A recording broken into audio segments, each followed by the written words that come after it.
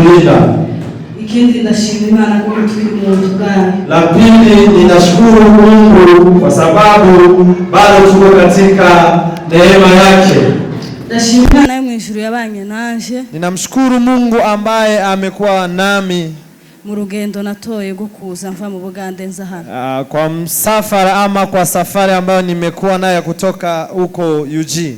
Ntago byari bizoroshe. Haikuwa rahisi. Ariko ndashima Imana yandongoye ngahuruka amahoro. Ninamshukuru Mungu aliyerahisisha safari hiyo na kunifikisha mahali hapa. Cyongeyeho ndashima Imana yo mu ijuru kubona abantu twari dukumbuye. Ninashukuru kuwaona watu ambao nilikuwa nimemiss sana. Imana yo mu ijuru yabarinze. Mungu wa mbinguni ambayo aliwalinda, ikarinda itorere ku bumwe, na kulinda kanisa kwa ujumla, ikarinda umuntu ku giti ciyo mu bibazo bitandukanye, bitandukanye, kulinda mtu kibinafsi na katika shida zake. Ndashima Imana yo mu ijuru kongera kubona itorero. Ninashukuru Mungu wa mbinguni kuona ama kulitazama tena kanisa. Imana yo mu ijuru nishimwe. Mungu wa mbinguni na asifiwe. Ubundi ndashima Imana yo mu ijuru ko ndabona risa neza. Ninashukuru chache iko smart sana. Ntabwo ari uko twarisize. Hatukuacha ikiwa hivi. Ariko ndashima Imana yo mu ijuru, Imana nishimwe. Lakini ninashukuru Mungu wa mbinguni. Ubundi ndashima Imana yo mu ijuru kungirira icyizere. Ninashukuru kwa ile fursa ambayo nimepewa. Ndashimira umushumba ndetse n'itorero. Ninashukuru mchungaji na uongozi wa kanisa. Imana yo mu ijuru ibahe umugisha. Mungu awabariki. Rero reka tuganire ijambo ry'Imana. Wacha tukanene neno la Mungu. Ndabiyegereje muri uyu mwanya. Ninawakaribisha kwa nafasi hii kugira ngo tubashe kubana, ili tukawe pamoja. Ndabizi ko ijambo ry'Imana ritazarizira ubusa. Najua neno la Mungu haliji kwa bure. Umuntu wese gusa abinzamuye umutima we kugira ngo adacikwa. Kuwa zamu ya roho yako ili usipitwe. Satani ni umwanzi. Shetani ni mwovu. Aba azana ibintu byinshi kugira ngo akurangaze kugira ngo ntiwumve. Analeta mambo ya kudistract watu ili wasipate kusikia neno. Ariko mwese ndabararitse kugira ngo umuntu wese abashe kumva. Ninawakaribisha nyote ili tukasikize neno la Mungu. Uko ryo barijyaho Satani akakuriganya. Inawezekana neno hilo ni lako, lakini shetani anaweza akakuibie ama akanyakue. Rero turasaba President Bienveni nadusomere. Nitamwomba kasisi Bienveni kutusomea.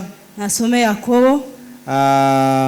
Yakobo 1 gutangira ku 12. James 1 from verses 12 agarukire ku 15 up to 15.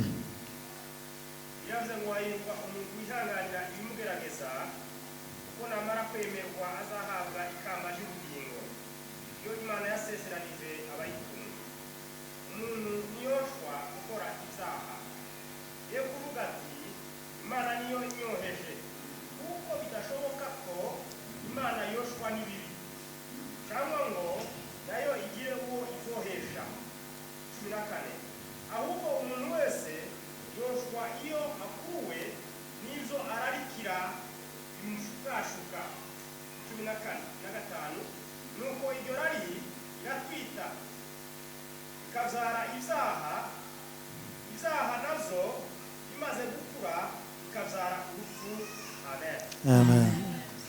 Basome mu Kiswahili. Iki ni Kiingereza.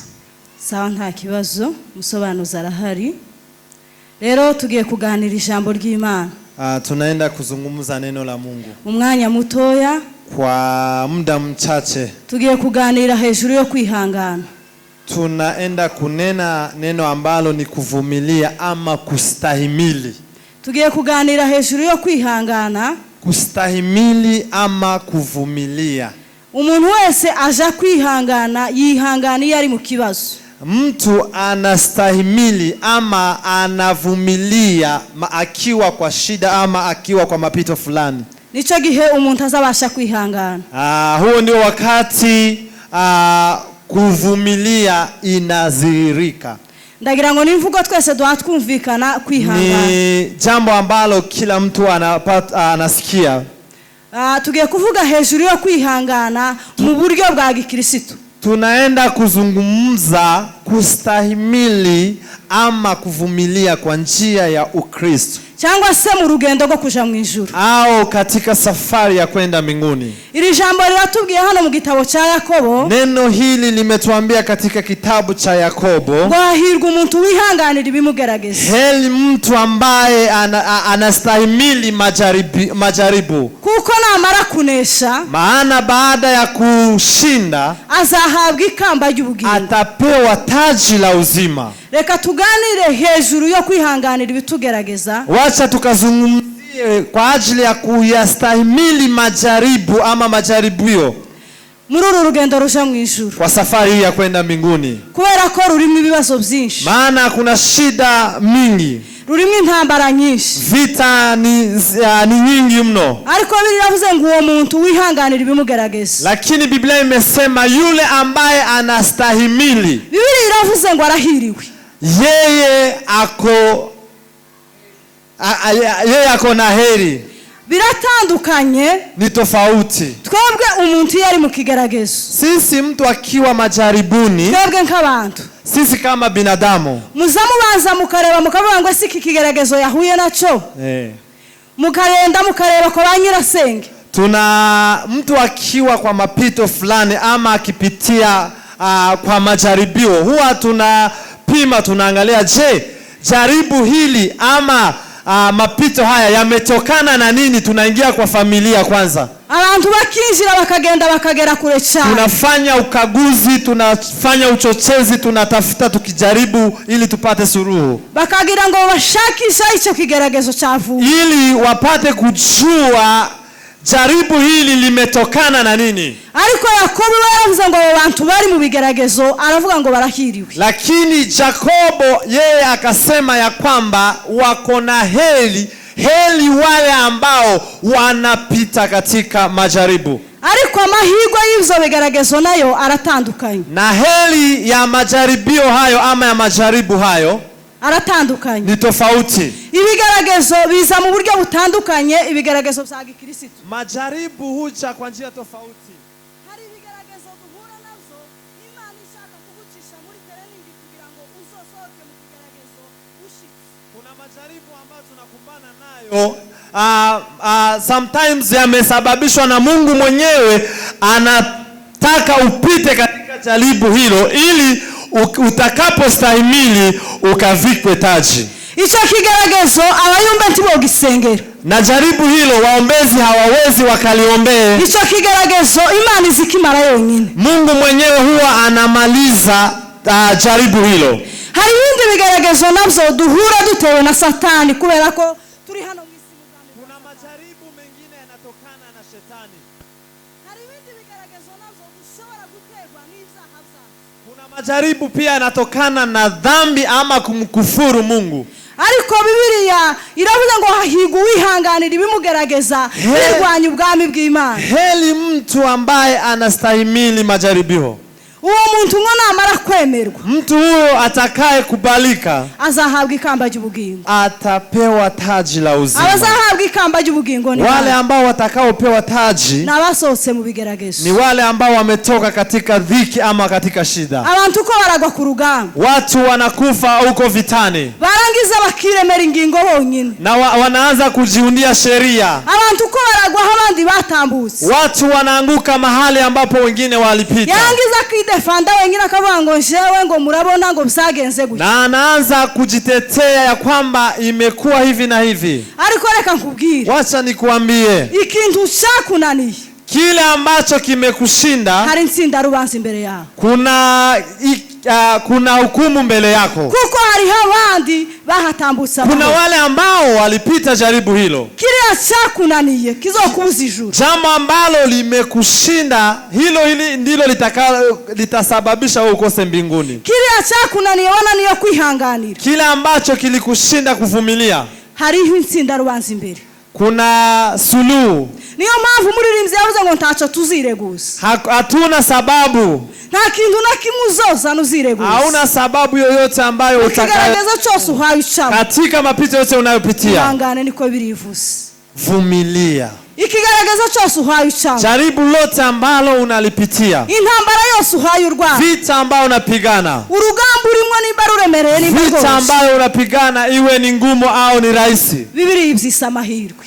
Mungu ama Biblia imeita hiyo ni heri Ku muntu wihangana, kwa yule ambaye anavumilia. bene data nimureke twihangana. Wandugu wapendwa, wacha tukavumilie. Uru rugendo ruragoye, Safari hii ni ngumu, uru rugendo ntabwo goroshe, safari hii si rahisi. hari aho birizi ivuga ikavuga ngo kunkorera ngo umuzigo wanje nturemereye. Biblia inasema kwamba kunitumikia mzigo wangu ni mwepesi, Ariko kandi ikongera ikavuga ngo uru rugendo rurakomenti rworoshe. Imagine inasema mzigo wangu ni mwepesi, tena hapo mbele inasema safari hii si rahisi. Uru rugendo rurakomeye, Safari hii ni ya nguvu mno, ariko rusaba kwihangana. inakuomba ukapate kustahimili Uru ama rugendo rusaba kuvumilia. guhagarara.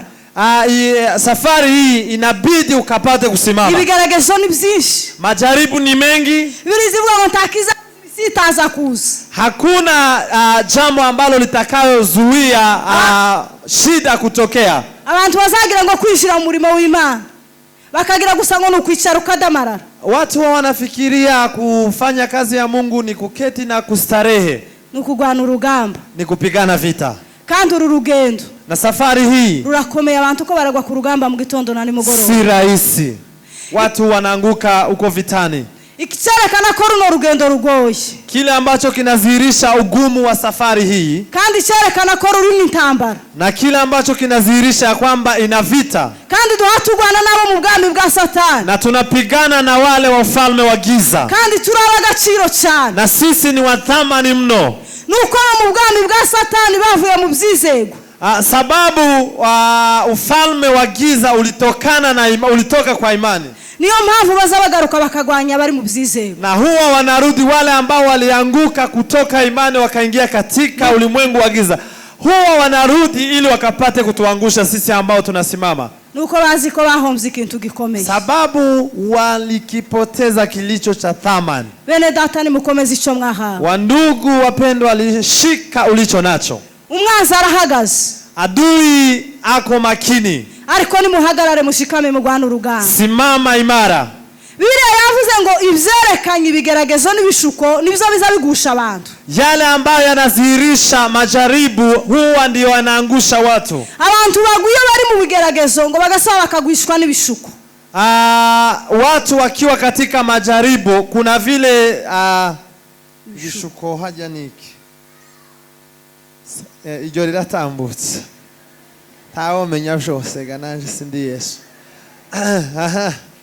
Ibigeragezo, majaribu, iyo umuntu ari mu kigeragezo, mtu akiwa katika majaribu ama mapito, agira inshuti nyinshi, huwa na marafiki ama friends, kandi za nshuti na hao marafiki zimwe ziba ari nziza zo kugukomeza. Kuna wale ni wazuri, wengine ni wabaya. Abandi baba ari abo kuguca intege, wengine ni wa kukata tamaa yako, wengine ni wa kukuimarisha, wa kukutia moyo. bishimiye ibibazo byawe. Kuna wengine wanafurahia shida zako, mapito yako. Kandi Na tena iyo neza umuntu ari aho ngaho, mtu akiwa hapo, hari igihe umuntu yonesha ibigeragezo, inawezekana unaweza kushinda majaribu, ariko za nshuti ziaziza kukwihanganisha, lakini hao marafiki ambao wanakuja kukuimarisha akaba aribo bakugusha na wanakuangusha. Ubirebye neza, urebye Yobu, ukiangalia Ayubu, yarwanye intambara nyinshi, alipigana vita, yari afite abana biwe, alikuwa na watoto wake, yari umukire, yari umutunzi, yeye alikuwa ni tajiri. ariko igihe yari afite ibyo byose, Lakini wakati alipokuwa na hayo, ntabwo yabonye ziriya nshuti mbi, hakuona hao marafiki ambao ni wabaya. baje ari mu kigeragezo, Walikuja akiwa katika jaribu. mwene data uza witondera ikigeragezo neza. Hafanya hangalisho sana na jaribu. Umuntu wese ntukamutega amatwi uri mu igeragezwa ryawe. Usisikize kila mtu katika majaribu yako. Bamwe ntabwo baje kwihanganisha, Kuna wale ambao hawajakuja kukuimarisha. baraje bashika baramubwira ngo ibi bigeragezo urimo, Mapito ambao unapitia ntabwo ari ibigeragezo bindi, haya haimaanishi jambo lingine. Ntabwo wahura n'ibi bintu byose, hawezi ukapitia haya mapito yote utakoshe Imana, bila wewe kumkufuru Mungu. ahubwo icokorohera Kile ambacho ni rahisi kwako, iyo warutuse n'Imana nanone ngurebe ko yoguhana, ungemtusi Mungu ili Mungu akuazibu. agifite umubiri wiwe akimeze neza, akiwa na mwili wake, ntabwo yarazi kuko umugore wiwe ashobora kumuhinduka. hakuwa anajua hata bibi yake anaweza kumgeuka. Yamuhindutse kuko habona yagize ibibazo, alimgeuka sababu aliona shida na mapito. aravuga ngo yego ikigeragezo nuko kiza kimera. Na Ayubu hapo akatambua jaribu ni hili, ibigeragezo niko bisa bimera. Majaribu huwa ni hivyo. Muri uru rugendo dufite go kuja mu ijuru, katika safari ya kwenda mbinguni harimo intambara nyinshi, kuna vita, ariko byose ko biragwanya kugira ngo tukabona Imana. Hayo yote yanatupiganisha ili tusije tukamuone Mungu. Ariko ijambo ry'Imana ratubwiye ngo nimureke twihangana. Lakini neno la Mungu linatuomba jioni ya leo tukapate kuvumilia. Tukora kigoye cyane. Huu ni wakati mgumu sana. Kwa turakora mu minsi ya nyuma, ni katika siku za mwisho. Kwa turakora mu minsi iteye ubwoba, ni katika siku za kuogopesha. Je, mazi minsi nibaza ikintu. Nimekaa kwa muda nikijiuliza, kavuga ngo se kino gihe tugezemo, je, wakati huu ambao tunao wa sasa kwari igihe cy'iterambere cyane, ni wakati wa maendeleo sana. Ubutumwa turi mu kubwumva. Je, huwa tunasikiza injili? Ubu nyine umuntu nabwiriza ari muri Amerika turamutegera turi hano. Mtu akihubiri akiwa Marekani tunamsikiza tukiwa hapa Nairobi. Indirimbo nuko abantu bakomeze kwaguka kasira polisi. Wanaimba wakiwa huko mbali, lakini tukiwa hapa bado tunawafuata. Ariko nukubera iki abantu bakomeze kuba mu buhenebere? Je, ni kwa nini watu wako katika maanguko? Nukubera iki bitari mu guhindura imitima y'ubwoko bw'Imana? Kwa nini nyimbo na mahubiri hazibadili mioyo ya watu? Nukubera ko abantu bananiwe kwihangana. Sababu watu wameshindwa kuyastahimili majaribu. Iri juru rizajamwa bihanganye. Mbingu itaona wale ambao wamevumilia. Ikigaragaza cyose uhanyuramo kandi ndabizi umukristo wese ko ari mu kigaragaza. Jaribu lote ambao unapitia, ninajua ya kwamba kila mkristo ako katika jaribu. Ariko ijwi ry'Imana cyangwa ijambo ry'Imana, sauti ya Mungu ama neno la Mungu, kora kugira ngo ihangane, linakuambia ya kwamba vumilia. Nusoma Biblia ugasanga abantu bose batsinze urugamba. Ukisoma Biblia utapata wale ambao walishinda vita. Uzosanga ari kwihangana gusa, ni kuvumilia. Na ibintu byose uri mu kwiremera, ibyo byose wiremera ukavuga ngo jewe ni ibingibi bituma ndakorera Imana muri ubu buryo. Hizo sheria unajiwekea na kusema visababu, yani unasema mimi simtumikie Mungu sababu maybe niko na watoto wengi, nimeenda kikazi. Hayo hayafai mbele za Mungu. Ibyo ni byawe byose bizosigara hano. Hayo ni yako na yatabaki kandi umunsi urubanza uzotsinda, na siku ya hukumu utahukumiwa na utashindwa. Rero Biblia kiravuga ngo hahigu wihangana. Heli yule ambaye anastahimili.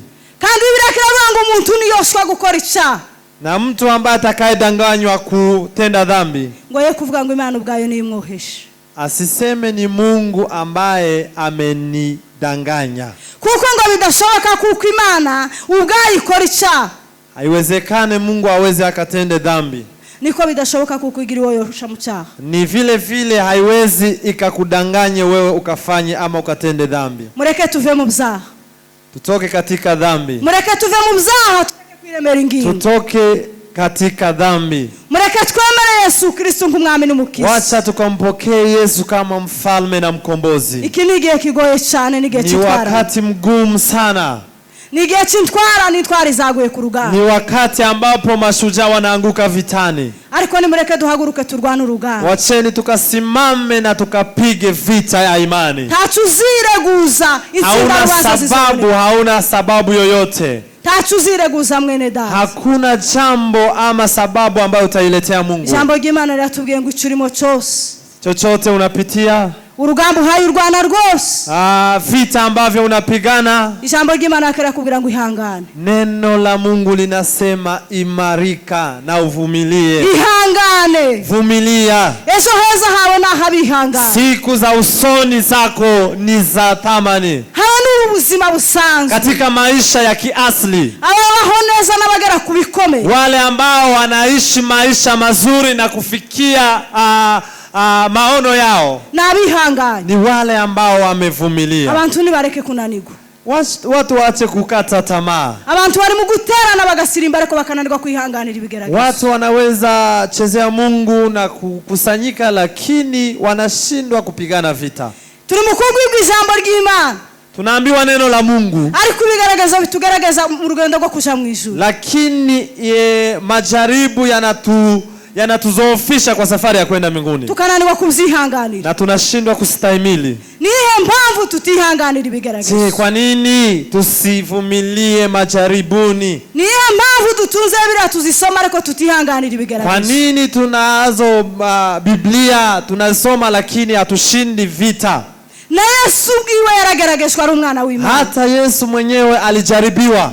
Yavuze ngo nibabanga muzomenye ko arisha babashe. Wakiwachukia tambua ya kwamba ni mimi walianza. Abango muzahigwa nibazabatuka. Mtakuwa ni wenye thamani na nyinyi mtakuwa wakiwatusi ni mimi wameanza na mimi. Ndetse niyo bazobebeshera ibibi byinshi. Hata wakiwadanganyishia babampora kwa ajili yangu, muzishime kuko ingorano zo mwijuru ari izanyu, mukafurahi sababu mutapata jawabu mbinguni. None niye mpamvu nikiye kigeragezo kiri mu kugukura ku Mana? Je, ni jaribu lipi ambalo linakuondoa kwa Mungu? Na Yesu mwana w'Imana yaratubereye akabarore, yarageragejwe, na Yesu mwenyewe amekuwa mfano wetu. Bene data nimureke twisubize mu Imana. Wandugu wapendwa, tujipe moyo. Sinzi urugambo hayi urwana narwo, sijui ni vita gani unapigana, sinzi ndambaro hayi urwana nayo uyu munsi, sijui ni mapito gani unapitia siku ya leo, sinzi amariro hayi urirukangana, sijui ni machozi gani unayamwanga, sinzi gisebe ufite ku mutima uko kimeze, sijui ni shida gani ambayo imelemea moyo wako, ariko ibigeragezo byose iyo bizi, lakini majaribu yote yatakapokuja biragoye kubitahura n'amaso y'umubiri, si rahisi kuyatambua katika macho ya kiasili, ko biharirwanya ubugingo, sababu yanapiga uhai ama uzima. Ariko ibigeragezo byose, majaribu yote azahiga ubugingo. Ibigeragezo byose, majaribu yanawinda roho yako, nafsi yako. Rero mwene data, ndugu yangu, biragusaba ngo uhagarare neza, inakubidi ukasimame ima. Hari igihe wose ubirebera mu buzima busanzwe, inawezekana wewe unaichukulia kwa mambo ya kiasili ya kawaida, ariko ibigeragezo byose bihiga ubugingo, lakini jaribu lolote lina target uhai ama uzima. Ariko ibigeragezo byose ko biraturwanya ngo tuzagwe ku rugamba, tunapiganishwa ili tukapate kukata tamaa, tusione Mungu. Kuko Yesu yavuze aravuga isi ibonye ishano, dunia imepata shida ngo kuko Satana yimanukiyemo kandi afite umujinya mwinshi, sababu yule mwovu ameishukia akiwa na ghadhabu ama hasira mingi, kandi uwo mujinya ni wowe yarawufitiye nanje, na ghadhabu hiyo ilikuwa ni juu yangu na wewe, kuko yaramaze gucirwaho iteka, sababu alikuwa tayari amehukumiwa, agakenera ngo muzarimbukane. Yeye anataka wale ambao watamsaidia kuchomeka. Niyo mpamvu bene data mugomba guhagarara. Ndio maana na sababu tunapaswa kusimama, tudatsinzwe n'uburiganya bwa Satani, ili tusipate kushindwa na ujuzi ama na ujanja wa shetani. Ibigeragezo ntibizabura kuza, majaribu hayatakoma, ingorane ntizizabura, shida hazitakosekana, intambara ntizizabura, vita hazitakosa. iyo hayi urwana nayo siyo mpandwana nayo, yale ninapitia si yale unapitia, iyo abashumba baragwana nayo siyo abanyamasengesho, yale wachungaji wanapitia si yale waombezi wanapitia, ariko byose birasa ko birahiga ubugingo, yote yana target, ariko birahigwa. Harahirwa uwihangana, heli yule ambaye anastahimili, kandi ibyaha byose duhatujamo tureke kubiremera ingingo, upende usipende, iko hivyo. Tureke kubiremera ingingo kuko bidashoboka, kuko ntawe Imana yokosha, tusijitengenezee visababu, ntawe Imana yokosha, hakuna yule ambaye Mungu anaweza kumdanganya. Bene data, urugendo rusaba kwihangana, safari hii inaomba uvumilivu. Urebye uzasanga abanyamutunzi barihanganye, kuna yule tajiri, nusanga uzasanga abana barihanganye, bihanganira ibitutsi. Ana alivumilia matusi ya Penina. Nusanga uzasanga Bayobu barihanganye, Ayubu alivumilia. n'abandi uzasanga baragize icyo na wengine kadhalika walivumilia. Niyo mpamvu nawe ugomba gukura mu icyaha uhaye Bwana nacho. Hiyo ndio sababu na unaweza chukua lile pito ama jaribu unapitia. Abantu bari mu gukenera ngo bagere muri Kanani. Watu wanapenda kufika katika nchi ya ahadi bila kupitia jangwani. Bari mu gukenera ngo bakebereze bace hirya no hino. Wanataka njia za kisirisiri ama njia za panya. Ariko mu bwami bw'Imana suko. Lakini kwa ufalme wa Mungu si hivyo. Hano twokebereza umuntu akinjira mu itorero agahabwa inshingano. Unaweza pitia kando ama kinyume na upewe majukumu. Ariko ishuri ry'Imana nabihanganye. Lakini wale watakao urithi ufalme wa Mungu ni wale ambao wamevumilia. Mubaririmbyi wocengera ugahabwa inshingano. Inawezekana kwa idara ya waimbaji unaweza pewa majukumu ama unaweza pewa kuongoza, lakini kwa ufalme wa Mungu sio hivyo. Ariko mu bwami bw'Imana hazashamwa bihanganye. Wale ambao watakao urithi ufalme wa Mungu ni wale ambao wamestahimili majaribu. Rero batona bakura bari hano uyu munsi. Wakuu kwa wadogo ambao wamekusanyika jioni ya leo. Satani karahiga ubwoko bw'Imana. Shetani anawinda nafsi zetu. Abakozi ba Satani ko barahiga ubwoko bw'Imana. Wale ambao ni wafanyakazi wa Shetani hawalali. Ko turarwana intambara mbi zikomeye. Tunapigana vita kali. Ariko biradusaba kwihangana. Inatubidi tuvumilie. Mureke twisubize mu intege twihangana. Jipe moyo na uvumilie.